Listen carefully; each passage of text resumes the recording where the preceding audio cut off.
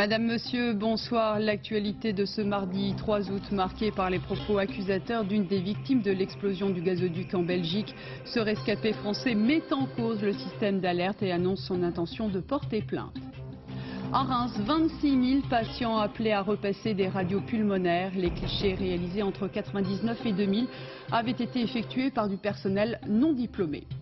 Même en vacances, le gouvernement veut montrer qu'il reste connecté aux affaires du pays. Image de Jean-Pierre Raffarin, décontracté mais studieux en Haute-Savoie.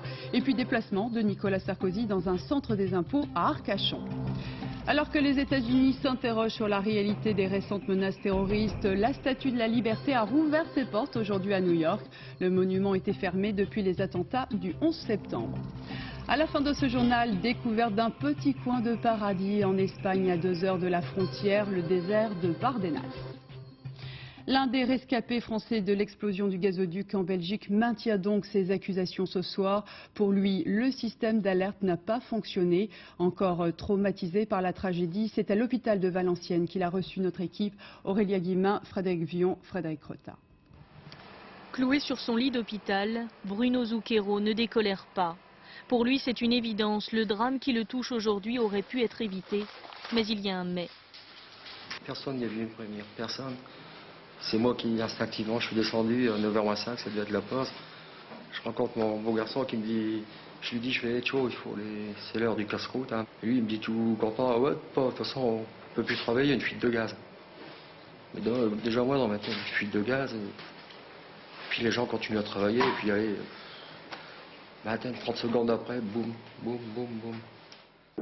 Un bruit assourdissant, mais pas d'alarme, pas de sirène, pas d'évacuation préalable. Les rescapés racontent tous la même chose. Personne ne vous a prévenu? À part mes collègues, ils m'ont dit ça à la dernière minute, qu'il y avait une fuite de gaz, qu'il y avait vite parti. À la dernière minute? Et pourtant, les témoignages de plusieurs ouvriers laissent penser que la fuite de gaz était connue 45 minutes avant l'explosion. Pourquoi l'évacuation n'a-t-elle pas été ordonnée? Exploitants et propriétaires du site se renvoient la faute. Je ne connais pas les procédures de Fluxis. Il y a des procédures et des normes qui sont probablement existantes au sein d'une telle société qui est un groupe international. Et donc il appartient à ce groupe international de se prononcer là-dessus et d'expliquer la chose. Les explications aujourd'hui, les familles des victimes les réclament. Dans l'explosion, Bruno Zucchero a aussi perdu son beau-fils. Moi, je ne vais pas me plaindre. Sauf mon tchou, là, que j'ai fait embaucher. Il était content de travailler, il est parti. 30 ans. Non, ça serait pu être évité. Il faut savoir. Et quand je saurai que je pense que je serai on sera tous en paix un petit peu. Mais je veux savoir si vraiment tout le monde pouvait s'en sortir. Ce soir à Ath, le bilan se confirme. L'une des 3 personnes encore portées disparues a été découverte sous les décombres. Et demain, c'est toute la Belgique qui rendra hommage aux victimes de cette catastrophe. Frédéric Rota, vous êtes sur place à Ath. C'est une ville où l'on sent, j'imagine, clairement la souffrance de la population. Oui, Carole, 5 jours après le drame, l'émotion est toujours aussi vive. De nombreuses personnes sont venues aujourd'hui encore déposer des fleurs, en particulier devant la caserne des pompiers. Des pompiers qui ont payé un lourd tribut dans ce drame, puisque 5 d'entre eux ont disparu.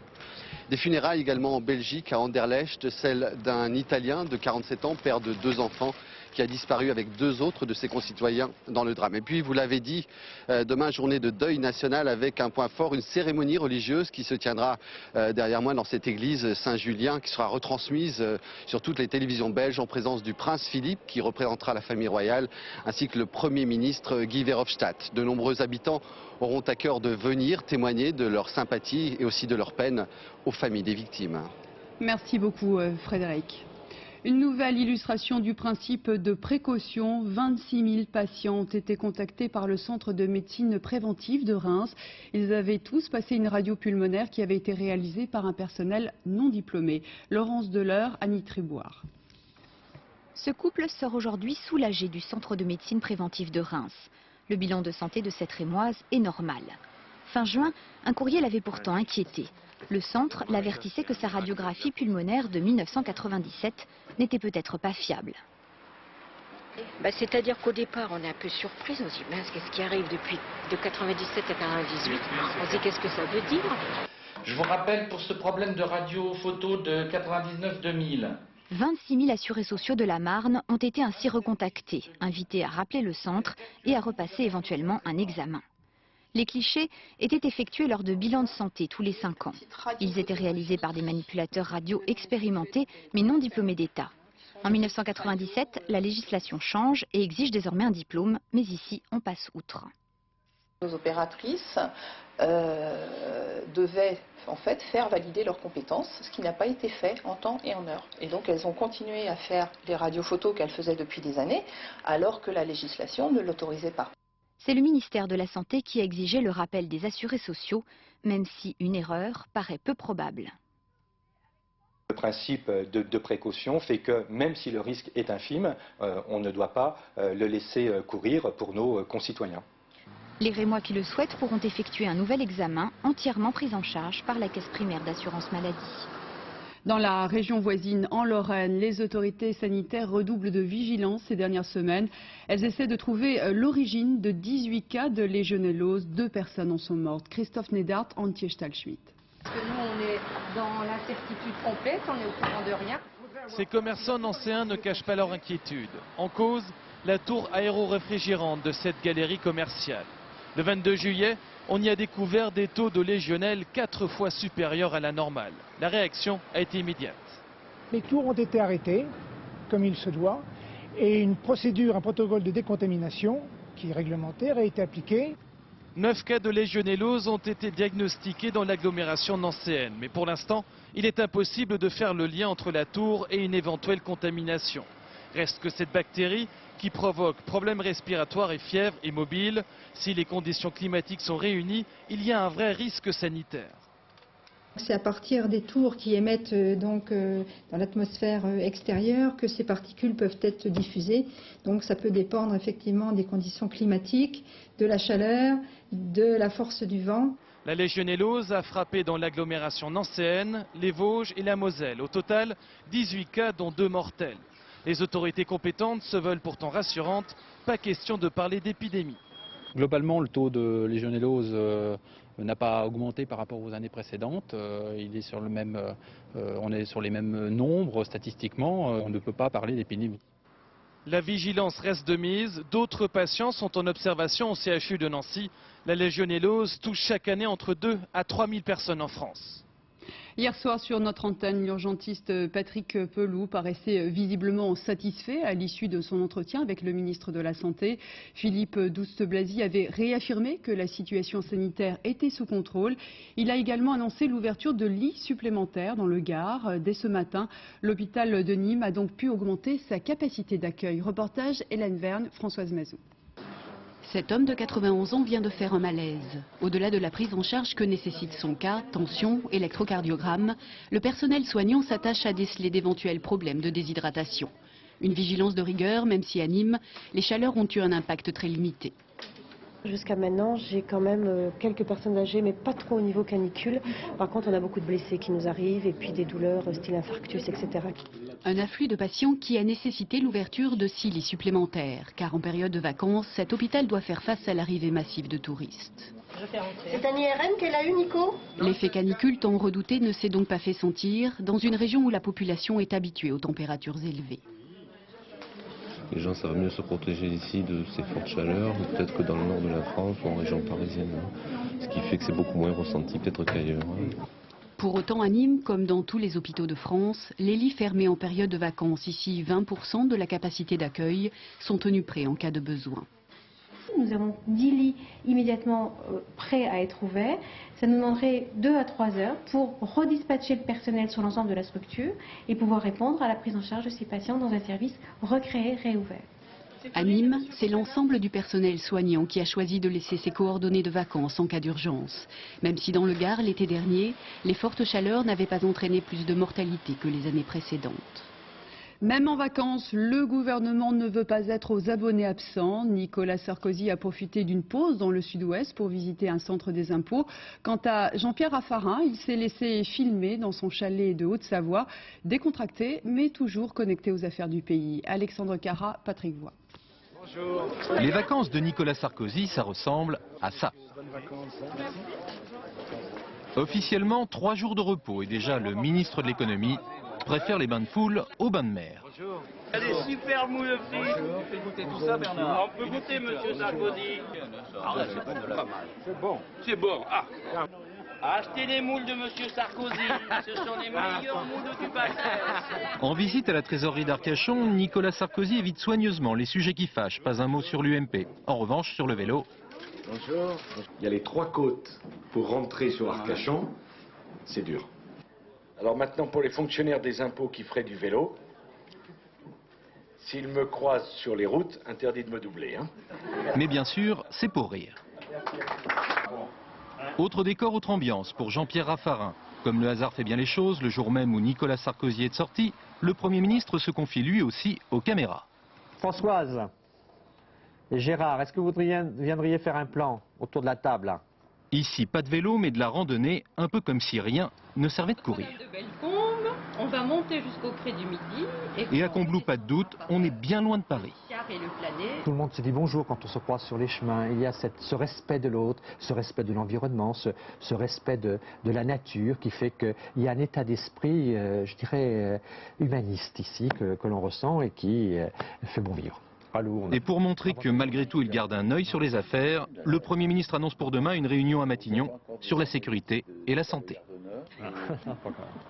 Jean-Charles Marchiani s'apprête à passer sa 2e nuit en prison. L'homme de l'ombre de Charles Pasqua a été incarcéré hier soir à la prison de la Santé dans le cadre de 3 enquêtes distinctes. Ses avocats parlent de règlement de compte. Mais aujourd'hui, c'est bien Charles Pasqua qui se retrouve en première ligne. Zindine Boudaoud, Philippe Dumail. Jean-Charles Marchiani, préfet de la République, le couronnement de toute une carrière. Une carrière longue et tumultueuse dans le sillage de son mentor Charles Pasqua. Jusqu'ici, l'ancien agent secret préférait l'ombre à la lumière. Ses faits d'armes sont nombreux. Le plus fameux, la libération des otages français au Liban en 1988. Parmi eux, le journaliste Jean-Paul Kaufmann, scandalisé aujourd'hui par l'incarcération de son libérateur, de son ami. Jean-Charles, je pense, a le sentiment d'avoir été lâché, je crois. Je pense qu'il y a quand même une certaine hypocrisie de nos gouvernements. Ils ont besoin, et dans la bataille qui se livre actuellement contre le terrorisme, on a besoin de ces combattants de l'ombre. À cette époque, Jean-Charles Marchiani est encore très proche des services secrets, mais aussi l'éminence grise de Charles Pasqua au ministère de l'Intérieur. Est-il passé des secrets de la République à la corruption? C'est ce que semble croire le juge Couroy. Charles Pasqua dit ne pas se sentir concerné par les soupçons qui pèsent sur son conseiller. Bien que M. Pasqua ne soit pas du tout impliqué, mais pas du tout impliqué dans les affaires dans lesquelles M.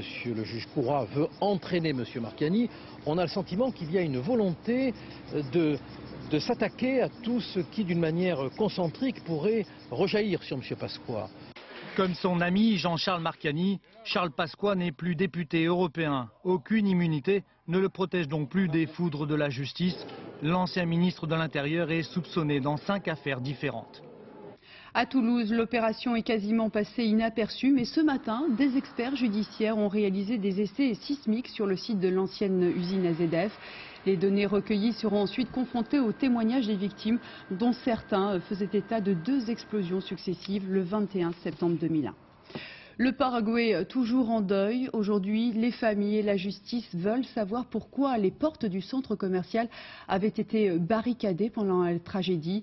6 personnes ont été inculpées pour homicide volontaire. Claude Sampère. Dans tout le pays, la même émotion et le même sentiment de colère. 48 heures après la tragédie, les premières familles de victimes enterrent leurs proches. En une seule journée, plus d'une centaine d'obsèques ont été célébrées dans la capitale du Paraguay. Aujourd'hui, les familles de victimes exigent que toute la vérité soit faite sur les causes de la tragédie. À l'intérieur du supermarché, les secours continuent de dégager des corps. Selon un bilan officiel, 346 personnes ont trouvé la mort et plus de 300 ont été blessées. À l'hôpital, les rescapés qui sont en état de parler racontent tous la même histoire. Ils accusent le directeur d'avoir donné l'ordre de fermer toutes les portes du magasin pour éviter des pillages. Toutes les portes étaient fermées, même celle du parking. Mais comment c'était possible? Le patron avait donné l'ordre de tout fermer. Sans cet ordre, personne n'aurait osé faire ça. Devant la presse, le propriétaire du magasin réfute fermement toutes ces accusations. Quelques instants plus tard, l'homme est arrêté par la police. Son fils, qui était le gérant du supermarché, et 4 agents de sécurité ont également été interpellés. Pour le Paraguay, cette tragédie est l'événement le plus grave qu'ait connu le pays depuis la guerre contre la Bolivie en 1930. Le président en personne a promis une enquête implacable. Ce matin, la presse du pays rendait hommage au sauveteur, notamment à cet homme qui a pu sortir de l'incendie un bébé de 4 mois. En lui faisant du bouche à bouche, il a réussi à le réanimer. Le petit garçon s'appelle Hector, son père est décédé, sa mère se trouve dans un état désespéré à l'hôpital. Et le bilan s'est encore alourdi, il est ce soir de 367 morts. Beaucoup de douleur également en Irak où la communauté chrétienne a enterré les 10 victimes des attentats de dimanche. Toutes les autorités politiques et religieuses du pays ont condamné fortement cet acte terroriste revendiqué par un groupe jusque-là inconnu. Depuis quelques heures, la soldate américaine Lindy England comparaît devant la justice militaire. Elle fait partie des 7 militaires américains inculpés pour des sévices contre des détenus irakiens dans la prison d'Abu Ghraib. Sa photo avait fait la une des journaux et aujourd'hui, la jeune femme enceinte de 7 mois n'a manifesté aucune émotion. Le niveau d'alerte orange est-il vraiment justifié aujourd'hui à New York et à Washington? En tout cas, certains s'interrogent aux États-Unis. Les informations qui ont conduit à prendre les menaces au sérieux remontent en fait à 4 ans. Alors on retrouve Pascal Golomer en direct de New York. Pascal, est-ce que ces informations sont aujourd'hui d'actualité 4 ans plus tard? Les autorités continuent d'affirmer en tout cas que l'alerte est justifiée, même si elles reconnaissent effectivement aujourd'hui ouvertement que les documents qu'elles ont interceptés auprès de cet informaticien d'Al-Qaïda au Pakistan il y a quelques jours, ces documents dateraient d'avant le 11 septembre. Les terroristes auraient donc repéré ces différents sites, la bourse de New York ou le siège du FMI à Washington, bien avant 3-4 ans. Mais les autorités redoutent que ces terroristes aient actualisé, leur donné en quelque sorte effet des mises à jour, et c'est pour cela que la menace est réelle, disent-elles. C'est vrai que Tom Ridge, le secrétaire à la sécurité intérieure, dimanche dernier, lorsqu'il a fait sa première conférence de presse, n'avait pas parlé de menace imminente, mais il s'était bien gardé également de donner des détails sur l'origine des documents.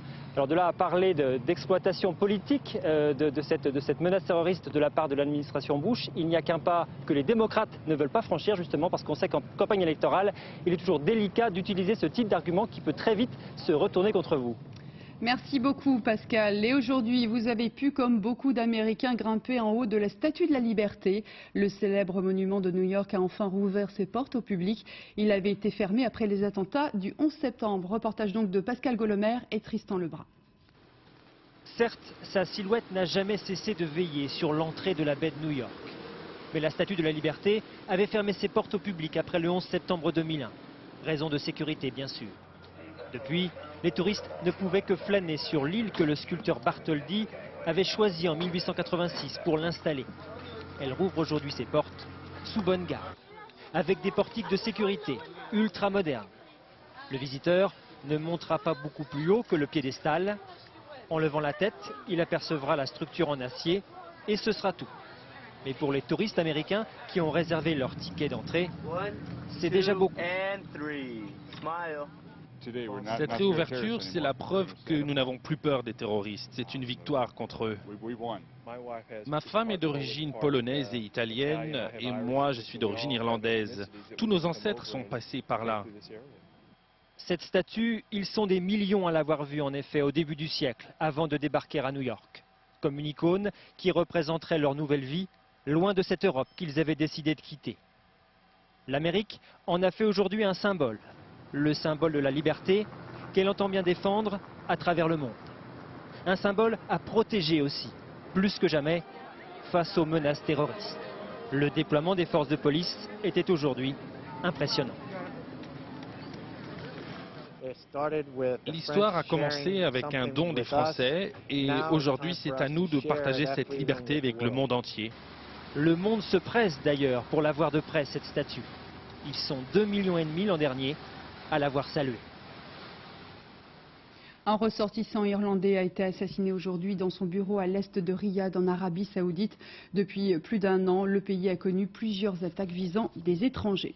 Et aujourd'hui, les prix du pétrole ont battu de nouveaux records, franchissant pour la première fois le cap des $44 à New York. L'OPEP a admis son incapacité à réguler cette flambée des prix. Les salariés de l'entreprise Tati ont manifesté tout l'après-midi devant le tribunal de commerce de Paris, car c'est bien là que se joue l'avenir de la société. Le tribunal doit annoncer le nom du repreneur jeudi prochain. D'ores et déjà, c'est la fin d'une saga familiale. Céline Crespi, Frédéric Capron. Le désamour. À son arrivée au tribunal de commerce, Fabien Waki, PDG et héritier de l'Empire Tati, est hué par ses salariés. Il s'apprête à passer la main à un repreneur. Il cède une entreprise en déroute. On est plutôt écœuré qu'autre chose, quoi. Il se sauve comme un voleur, on n'a jamais été informé de rien. Ça fait des années qu'il nous dit tenez le coup, on va y arriver, on va remonter la société. Et arrivé là, on nous dit aujourd'hui non, je laisse tomber pour sauver les salariés. Mais les salariés vont devenir quoi à cause de ça? En jeu, l'avenir de 997 personnes et de 29 magasins de l'enseigne au Vichy rose et blanc.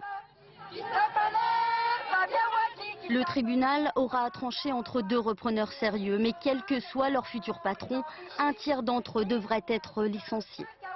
54 ans, 12 ans de maison chez Waki, 12 ans, 5600 francs de salaire. Probablement rayé de la carte, le magasin bordelais où les employés en grève depuis samedi ont recueilli des pétitions de soutien des clients. Avant, j'allais beaucoup Tati Nancy, que je trouvais super. Et puis moi, je suis bordelais, je suis revenue sur Bordeaux, donc oui, moi j'aime bien. Non, faut pas qu'il lâche. Hein. Pour les cadres de Tati, les affaires doivent continuer. Je suis en magasin. En aucune façon, ce qui se passe aujourd'hui est un moyen et ni un but de léser les salariés. Annonce du choix du repreneur après-demain, la marque symbole du vêtement populaire aura alors définitivement quitté la famille Waki. Les douaniers d'Orly ont réalisé fin juillet la plus importante prise de cocaïne effectuée dans un aéroport cette année. Ils ont découvert 27 kilos de drogue d'une valeur d'1 million d'euros. La cocaïne était grossièrement dissimulée sous un lot de serviettes de plage dans la valise d'un passager originaire du Suriname. Entériné hier par la justice, le divorce de Johnny Hallyday et d'Universal sera effectif à la fin de l'année prochaine. Cette affaire fait beaucoup de bruit dans le show business. Les bras de fer sont de plus en plus fréquents entre les artistes et les maisons de disques. De grosses sommes d'argent sont en jeu. On est bien loin de l'époque insouciante des copains Vincent Fourcade et Éric Delagneau.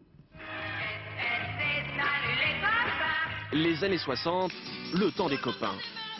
45 tours et transistors, une nouvelle génération d'artistes fait son apparition et très vite, les ventes explosent. Un commerce de masse vient de naître, mais à l'époque, on parle encore très peu d'argent. Jean-Michel Boris a passé 50 ans de sa vie à organiser les soirées de l'Olympia et pendant les années yéyé, les contrats, c'était juste pour la forme. Bruno Cocatrix, lorsque j'ai débuté, ne faisait pas de contrat avec les artistes. Il disait bon, alors, on fait l'Olympia. Et je l'ai vu faire des contrats sur un bout de nappe de restaurant. Mais au fil des ans, les affaires ont vite repris le dessus sur la bohème des grands débuts. Le contrat d'une grande vedette française en 1960, 3 pages. Le contrat d'une autre grande vedette française en 1966, 6 pages. Le contrat type d'un artiste débutant aujourd'hui. 51 pages. Des contrats qui enflent avec entre les lignes une notion devenue incontournable, la rentabilité. Il y a 18 ans, Nougaro en fait les frais, pas assez de vente, il est remercié par sa maison de disques. Même traitement quelques années plus tard pour Alain Chamfort. Artistes licenciés, vedettes qui viennent de démissionner, entre producteurs et acheteurs, les relations sont devenues tendues car les ventes de disques s'effondrent, moins 40% ces 5 dernières années. Le plan de sauvetage d'Euro Disney repoussé au 30 septembre. Pour l'instant, le groupe n'est pas parvenu à un accord avec ses créanciers. En un an, la société a perdu la moitié de sa valeur en bourse, résultat d'une baisse de la fréquentation. Alors, à l'opposé du concept américain, arrêtons-nous sur un succès bien français, le parc Astérix. Jeanne Samac et Dominique Bonnet nous donnent quelques ingrédients de cette potion magique. C'est un petit village gaulois qui fait de la résistance depuis 15 ans. Le parc Astérix aurait pu ne pas survivre au puissant Disneyland Paris, mais avec un chiffre d'affaires gros comme Obélix, 65 millions d'euros, et surtout des bénéfices, il est carrément devenu le deuxième parc d'attractions en France. Tous les ans, ils sont 2 millions à craquer pour le charme de la Gaule antique. Je connais pas mal d'autres parcs, le plus connu étant celui avec les grandes oreilles. Et c'est vrai que celui-ci s'adresse plus à un public d'adultes, je dirais. Il y a des références à nos ancêtres. Bon, bah là, on a regardé pas mal de choses avec les enfants, notamment tout le vieux village. Et c'est vrai que c'est intéressant. Tout le côté artisanal, tout ça. Bon, ça, à Disneyland Paris, on n'a pas. Hein. La potion magique, c'est donc une grosse louche d'ambiance familiale et bien de chez nous. Mais c'est surtout une vraie bonne idée. Le parc n'ouvre ses portes que 6 mois par an, d'avril à octobre. Un concept original et qui marche. La clé du succès vient d'adapter en permanence les besoins des parcs, les besoins économiques des parcs aux besoins des visiteurs. Le visiteur ne viendra pas l'hiver faire un grand 8, ce n'est pas raisonnable de l'imaginer. Donc nous ne le faisons pas. En 15 ans, le village d'Astérix est devenu une entreprise prospère, si prospère que le groupe dont il fait partie rachète d'autres parcs de loisirs en France, mais aussi en Europe. Les risques de noyade, on vous en parle chaque été car les chiffres révèlent que les vacances sont parfois meurtrières. Une dernière étude réalisée entre le 1er juin et le 26 juillet dernier montre que les secours ont dû intervenir dans 430 cas de noyade. Malheureusement, 94 personnes n'ont pas pu être sauvées. Une réalité qu'il faut bien sûr garder dans un coin de sa tête quand on passe ses journées au bord de la mer. Reportage Caroline Gauthier, Yann Moine. Le ciel se voile cet après-midi. Mais rien ne semble pouvoir décourager les baigneurs. De Fréjus à Saint-Raphaël, des kilomètres de plage placés sous la surveillance des pompiers. Ici, l'an dernier, 2300 interventions réalisées, mais une seule noyade à déplorer. Sur le sable comme sur l'eau, les sauveteurs ont l'œil. Dans les 50 premiers mètres, vous avez 100% de baigneurs, quasiment. Donc nous avons des gens qui sont en poste en vigie, nous avons des embarcations par poste de secours, donc pour faire une prévention, comme on vient de faire ici. Et les gens se manifestent quand même par des cris, par des gestes. Et puis quand on voit une personne immobile sur le plan d'eau, ça attire l'œil. Mais ces interventions sont peu nombreuses. La prévention s'avère aujourd'hui efficace. En tout cas, au moins sur les plages surveillées. Pas question, par exemple, de laisser qui que ce soit s'aventurer sur ces digues. Ils sont assez mal formés, cailloux, tous les uns sur les autres. Ils tiennent à peine, mais à peine debout. À la force des pieds, vous les faire tomber. Renseigner les vacanciers, soigner leurs petits bobos, voilà en fait le quotidien des secouristes. La noyade, tant redoutée, représente moins de 1% de leur activité. Soit une défaillance cardiaque d'une personne qui a déjà des antécédents ou des risques qui vont être liés. De plus en plus, on s'aperçoit que l'alcool, des gens en consomment, arrivent sur la plage, et quand on prend de l'alcool, on n'est pas forcément maître de ces gestes. Dans le Var, l'an dernier, 69 personnes sont mortes noyées. Des noyades en mer souvent, mais dans des zones non surveillées. La sonde Messenger en route pour Mercure, 30 ans après une première mission, la NASA est donc repartie à la découverte de cette planète mystérieuse. Une odyssée de plusieurs années. Thomas Rambaud. L'odyssée de Messenger a débuté ce matin. La sonde spatiale est partie pour un voyage de 8 ans. Son objectif, la planète Mercure, la plus proche du Soleil, est aussi l'une des plus méconnues de notre galaxie. Messenger ne dispose pas d'une quantité suffisante de carburant pour parcourir la distance en ligne droite. Paradoxe, pour économiser son énergie, elle va parcourir 100 fois la distance nécessaire. Pour arriver à destination, elle va donc frôler la Terre, puis Vénus, et se servir de leur force de répulsion pour être propulsée dans l'espace, comme une pierre jaillissant d'une fronde. Cette sonde est chargée d'instruments de prise de vue et de mesure. Elle devrait fournir les premières images de l'ensemble de la surface de Mercure. Déjà, il y a 30 ans, la sonde Mariner 10 avait tenté de percer ces mystères. Une planète qui intrigue les chercheurs sur bien des points. Exemple, comment avec des températures pendant la journée de 450 degrés, peut-elle avoir au fond de ces cratères ce qui semble être de la glace? Le suspense continue. Vicente Lizarazu s'accorde un temps de réflexion avant d'annoncer s'il quitte ou non les Bleus. Le défenseur international a déjeuné aujourd'hui avec Raymond Domenech à Marseille. On ne sait pas ce que les deux hommes se sont dit. En tout cas, ce soir, Lizarazu hésite toujours. Et puis, revue des troupes pour le ministre des Sports. À 10 jours des JO, Jean-François Lamour était ce matin à l'INSEP pour rencontrer l'équipe nationale de judo. Le ministre qui espère que la France décrochera à Athènes 30 à 35 médailles. Et parmi les espoirs qui pourraient bien porter haut les couleurs de la France, il y a Annabelle Eurani, une silhouette longiligne, un brin de timidité, mais beaucoup de détermination et de panache sur le tatami. Aaron Tanzi, Vincent Kellner. Très bien. Elle a la taille mannequin et la classe qui va avec. Annabelle Eurani. 1m72, 52 kg, du judo à la photo, elle garde la même aisance, le même kimono. Mais attention, sur un tatami, c'est tout, sauf une gravure de mode. Ses adversaires, cloués au sol, pris au piège. La dernière trouvaille du judo français a le physique atypique. Un visage d'ange, un sourire et des gambettes pour papier glacé. Au début, quand je l'ai vu arriver, j'ai pensé à une coureuse, une sprinteuse, et pas du tout une judoka. Tout a commencé ici, dans l'appartement familial Tremblay, banlieue parisienne. Sa mère Rachel, gardienne d'immeuble. Son père Joseph, douanier. Et à 13 ans pour Annabelle, le déclic. J'aimais beaucoup faire des petites bagarres avec mon frère ici justement, dans sa chambre. On est dans la chambre de mon frère. Et donc on s'amusait à se chamailler et tout. Et donc un jour ma mère elle a dit bon ben plutôt que de se battre dans la chambre, allez mets un kimono et va faire du judo. De la maison du bonheur au tatami, Annabelle Eurani se transforme en petite terreur. Balaye ses adversaires. L'an dernier, à seulement 21 ans, elle devient championne d'Europe et dans la foulée, vice-championne du monde. Alors évidemment, pour Athènes, tous les regards se braquent sur elle. Je sens qu'autour de moi ça bouge, qu'il y a les médias, il y a tout le monde qui attend une médaille, qui espère beaucoup. Derniers instants de détente pour cette déesse des tatamis. Dans 12 jours, Annabelle Eurani visera tout simplement l'or olympique au pays des dieux grecs. Et cette année, une délégation irakienne se rendra à Athènes, une participation importante pour ce pays déchiré. Il faut dire que depuis leur création, les Jeux Olympiques ont toujours été porteurs de symboles, parfois même récupérés à des fins politiques. Nicolas G, Alain Vernon. Monsieur Pierre de Coubertin nous assurait que le sport allait abolir les frontières et que c'était le siècle de la beauté, de la fraternité qui s'ouvrait sous le signe du stade. Rapprocher les peuples par le sport. Le rêve de Coubertin était sans doute une utopie. Mais les nations, elles, ont vite compris que les Jeux Olympiques pouvaient servir leurs intérêts politiques. Verkünde die Spiele von Berlin zur Feier der ersten Olympiade neuer Zeitrechnung als eröffnet. Berlin, 1936.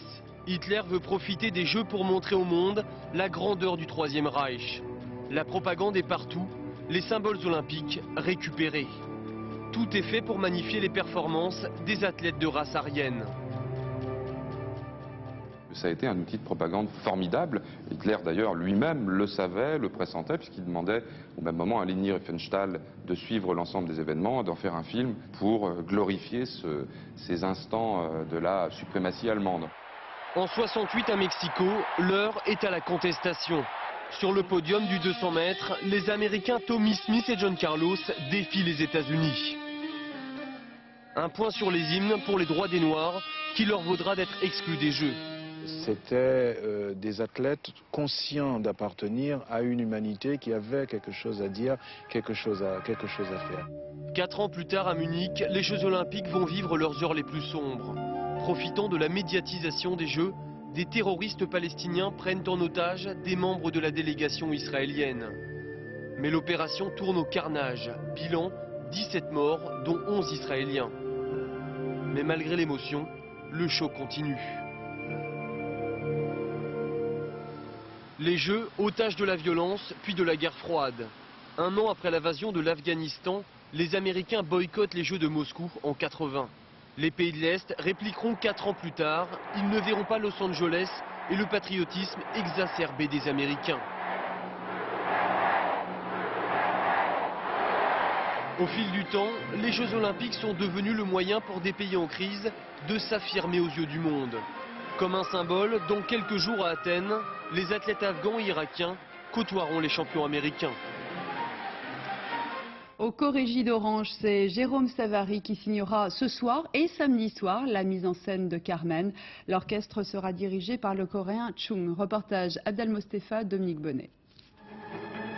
Ce soir, on accourt de partout. Plus de 8000 témoins à l'assaut des gradins du théâtre antique. Pour écouter le chœur des cigarières nous raconter une fois de plus le terrible drame. Carmen, assassinée des mains de cet amant qu'elle a mené par le bout du nez. Peut-être l'histoire d'opéra la plus racontée au monde et pourtant, on en redemande. C'est un tube après l'autre, hein. C'est comme les Beatles, ça vous reste dans la tête.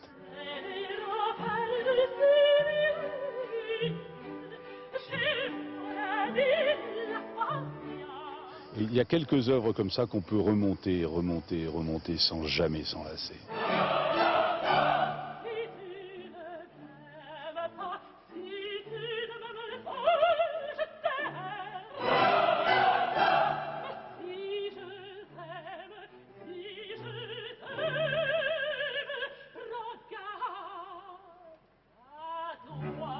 Mise en garde inutile, de l'amour à la mort, il n'y a qu'un pas. Carmen, opéra profondément dramatique, sauf peut-être pour un Savary.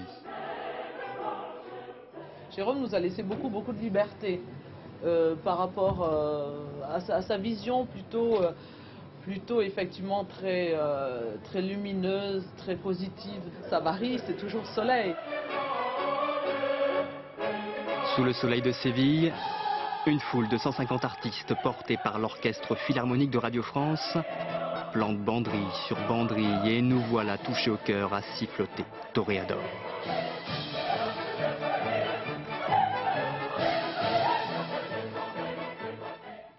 Le phénomène est frappant. Si vous prenez la route des vacances, les caravanes se font rares. Les Français préfèrent aujourd'hui le camping-car, voire même le mobil-home. Le tourisme en plein air, d'accord, mais avec un minimum de confort. Une chronique de vacances à Talloires, en Haute-Savoie, signée Jean-Jacques Dufour, Jean-Louis Melin. Les chiens aboient et la caravane passe. Je dirais même qu'elle trépasse, je m'explique. À la fin des années 70, des caravanes, il s'en vendait plus de 90 000 par an. L'année dernière, on était à moins de 10 000. L'objet semble avoir du plomb dans l'aile. C'est vrai que la caravane, ça a été plus dur à vendre. On a mis du temps, on a mis quand même 8 mois, je crois, à peu près, pour la vendre. Et là, vous êtes contente du mobil-home? Ah, ravi, on ne ferait pas marche arrière. Le mobil-home, voilà un truc qui marche. Il pousse maintenant dans les campings comme les lotus dans les temples d'Angkor. C'est la tendance. Les gens nous demandent beaucoup à venir en mobil-home. Sur à peu près 50 appels dans la journée, on a 40 demandes pour des mobil-homes. Les gens veulent plus de confort, ils veulent pas s'embêter, ils veulent vraiment arriver avec leur valise, poser leur valise et après pouvoir être tout de suite en vacances. Apparemment, les campeurs sont bourgeoises, cela étant, la résidence dite mobile a quelques détracteurs. C'est moins le plein air, on a tout à l'intérieur, c'est pas rigolo. Là, c'est collectif, on va tous aux toilettes ensemble. Ah bah oui, ça c'est sympa. Alors, vous partagez son point de vue? Bon, moi je pense que le mobil-home c'est sympa quand même. Il y a tout dedans quoi. Le matin, il n'y a pas besoin d'y galérer, aller à la douche et tout. C'est tout dedans. L'autre tendance lourde dans l'évolution du tourisme de plein air, c'est la percée du camping-car. En 5 ans, le nombre d'aires de service a doublé. D'ici, a priori, peu de temps, vers Talloires, on aura une aire d'accueil encore pour les camping-cars qui va se créer, puisque c'est une nouvelle clientèle, une clientèle émergente, et il faut la prendre en compte, c'est clair. Vous avez déjà eu un camping-car, non? Jamais. Jamais. Spacieux et confortables, ces engins sont quand même chers. Ce sont des véhicules qui valent entre 30 000 et 45 000 euros. C'est la moyenne, hein, c'est la moyenne de ce qu'il y a sur le parc. Mais ça peut monter beaucoup plus haut. On peut monter plus haut puisqu'on a des véhicules haut de gamme qui frisent les 100 000 euros. Ces véhicules, ils sont essentiellement achetés par des retraités, pas forcément très riches. On est un nouveau couple, ça fait 14 ans qu'on vit ensemble, quoi. Madame a 7 enfants, j'en ai 3, tout va très bien. Et je peux même vous dire que c'est le meilleur moment de notre vie jusqu'à présent. L'avantage du camping-car sur le mobil-home, c'est qu'il permet de voyager. C'est la liberté, c'est ça, c'est la liberté. Cette liberté qui est celle des escargots, je n'évoque pas la vitesse mais la maison, on pouvait aussi la voir en caravane. Oui mais voilà, avec le temps, la reine du camping a perdu sa couronne. En camping-car ou tout simplement en voiture, voici une idée de balade dans l'un des déserts les plus proches de la France. À 2 heures de route à peine de Biarritz, le désert de Bardenas en Espagne. Regardez, on se croirait presque dans l'Arizona. Frédéric Montel, Jean-François Renaud. Des plateaux arides, des canyons escarpés, un décor de western à 180 km de Biarritz. Le désert des Bardenas en Espagne attire les réalisateurs du monde entier. On y a tourné un des derniers James Bond, mais aujourd'hui, les acteurs ont déserté le paysage, place aux touristes. Du nord au sud, tu as 42 km, donc là on va faire quoi, à peu près 20 km. Hein. À 120 € la journée, l'aventure en 4x4 climatisée séduit 1 millier de Français chaque année. C'est peut-être toujours un peu la recherche de l'aventure. On a toujours quelque part tous un peu cette souhait de découverte, c'est cette dimension, c'est l'espace, c'est venir avec une conduite un peu sportive 4x4. Mais les vrais sportifs, eux, viennent sur la propriété du roi d'Espagne avec leur petite reine. C'est une façon de connaître la région là où les voitures ne passent pas. Donc avec les vélos, on est beaucoup plus libre, on peut passer par plus d'endroits et découvrir des coins secrets. Et pour dénicher les secrets des Bardenas, comme ces montagnes d'argile sculptées par l'érosion, certains préfèrent dégainer leur objectif. Et en une journée, on peut avoir l'impression d'avoir traversé un continent, vu que ça change de couleur, ça passe du rose au mauve, au violacé. C'est absolument fabuleux. Ici, les caravanes du désert sont toujours de passage. Camping-cars, toiles de tente et bivouac sont interdits le soir pour que les Bardenas conservent ces trésors d'argile. Voilà, c'est la fin de cette édition. Merci de l'avoir suivi. Tout de suite, la météo. Patrice Drevet, 20h55. Un classique, un éléphant, ça trompe énormément. Avec Jean Rochefort et Claude Brasseur. 0h40, le dernier journal vous sera présenté par Eve Mété. Et l'on se quitte sur ces images d'un lâcher de colombes et de pigeons voyageurs dans le ciel italien. Ils enverront un message de paix en direction de la Grèce. Ils sont attendus le 10 août à Athènes. Jean-Paul II, en personne, a rédigé un de ces messages. Excellente soirée sur France 2, à demain 20h.